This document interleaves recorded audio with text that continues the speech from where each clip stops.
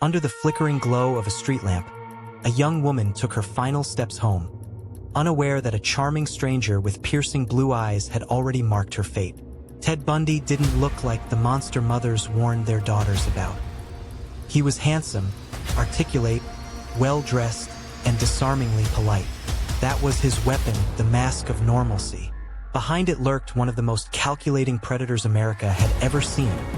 A man whose crimes would terrify a nation and leave scars that never fully healed. Bundy's story begins in Burlington, Vermont, in 1946. Born to an unwed mother, he grew up believing his grandparents were his parents and his mother was his sister. That confusion of identity, some psychologists suggest, planted seeds of resentment and instability early in his life. But what no one could foresee was how those seeds would blossom into something dark. As a teenager in Tacoma, Washington, Ted was described as intelligent yet aloof. He struggled with social connections, but he quickly learned how to wear different faces for different situations. Charming when it served him, invisible when it didn't. This duplicity would become the hallmark of his crimes. In college, Bundy appeared ambitious, even studying psychology. Friends remembered him as clever and somewhat odd, but never threatening. To women, he could be magnetic. He dressed well, carried himself with confidence, and knew how to use his smile like bait. Yet beneath that surface, Ted harbored violent fantasies that began to escalate in the early 1970s. Women started disappearing. Young, attractive, long-haired women who looked strikingly similar to each other. They were students, secretaries, and daughters with whole lives ahead of them.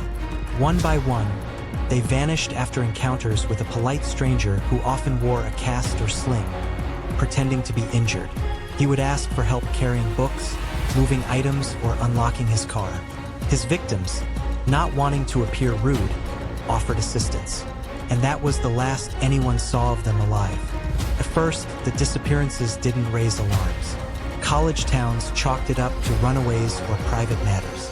But patterns soon emerged, and whispers of a predator spread across Washington, Oregon, and Utah. The name Ted began circulating among survivors who had narrowly escaped his traps. Still, Bundy remained untouchable. He blended in seamlessly, even volunteering at a crisis hotline, where he answered calls from desperate people seeking help. Ironically, some said he sounded sincere and comforting on the phone, saving lives by day while hunting women by night. By 1974, Bundy's crimes had escalated beyond anyone's imagination. He grew bolder, sometimes snatching women in broad daylight from crowded areas. He abducted 2 women on the same day at Lake Sammamish State Park, using the same trick: an arm in a sling, a polite request for help. Witnesses remembered his name. Witnesses remembered his car. But police still struggled to piece together the evidence. His confidence grew. Bundy's double life was astonishing. By day, he pursued law school, rubbed elbows with politicians, and even had serious relationships with women who had no idea what he was doing in the shadows. He was often described as the last person anyone would suspect, a predator hiding in plain sight. This ability to manipulate perceptions kept him free long enough to claim dozens of victims. Eventually, Bundy's arrogance tripped him up. In 1975, a traffic stop in Utah revealed suspicious items in his car, handcuffs, masks, and tools of restraint. This discovery led investigators to connect him with multiple kidnappings. For the first time, Ted Bundy's mask began to slip. He was arrested, but even behind bars, he refused to be caged. What followed was something out of a crime thriller. Bundy escaped custody not once, but twice. The first time, he jumped from a courthouse library window during a trial recess. The second time, he lost weight to squeeze through a hole in the ceiling of his jail cell. Each escape stunned the public and embarrassed authorities. With every new taste of freedom, Bundy's bloodlust surged. His final rampage took him to Florida, where he committed some of his most brutal crimes. In January 1978, he attacked the Chi Omega sorority house at Florida State University, bludgeoning and strangling multiple women in their sleep. The savagery of the killings shocked the nation. Just weeks later, he abducted and murdered a 12-year-old girl, Kimberly Leach. The charming mask had fully disintegrated, Bundy was no longer the handsome law student, but a desperate, unhinged killer leaving carnage behind him. Bundy's reign of terror finally ended when he was arrested driving a stolen car in Pensacola. This time, there would be no escape. He faced trial for the Florida murders, and for the first time, America saw Ted Bundy in full public view. The trial was broadcast on television, a media spectacle. Bundy, ever the manipulator, acted as his own attorney, cross-examining witnesses and trying to charm the jury. Some spectators even sent him love letters.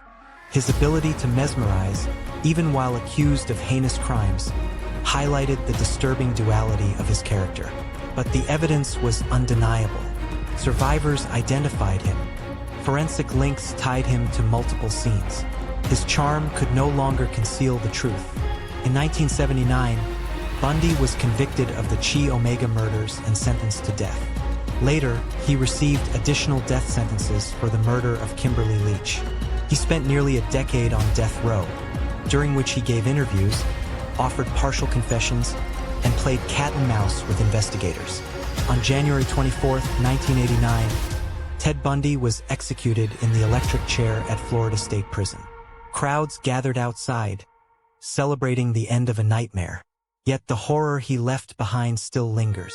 To this day, experts debate the exact number of Bundy's victims. He confessed to more than 30 murders, but investigators believe the true number could be higher.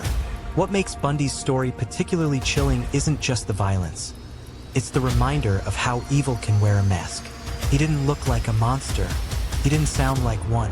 He knew how to hide his darkness behind a smile, a polite voice, and a pair of kind eyes.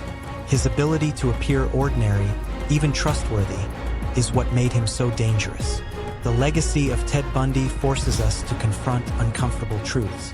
Monsters aren't always lurking in dark alleys or wearing menacing expressions. Sometimes they sit beside us in class, share coffee in a cafe, or even answer crisis hotlines. Sometimes they are the people we least suspect. Bundy's life and crimes remain a dark chapter in American history, studied by criminologists, psychologists, and law enforcement to better understand the minds of serial killers. His story warns us about manipulation, deception, and the dangers of underestimating evil when it hides in plain sight. And yet, despite the terror he inflicted, Bundy failed in the end. Justice caught up with him. The lives he stole can never be returned, but his execution symbolized a nation's refusal to let such darkness prevail unchecked. If you've followed this story, you now understand why Ted Bundy remains one of the most infamous names in true crime. His crimes were not only horrific, they revealed how fragile trust can be when placed in the wrong hands. Thank you for joining us as we explored the chilling tale of Ted Bundy. If you found this story compelling, don't forget to subscribe to the channel, like this video, and share it. Your support helps us grow and bring you more in-depth true crime stories from around the world. Together, we'll continue to shine light on the darkest corners of history.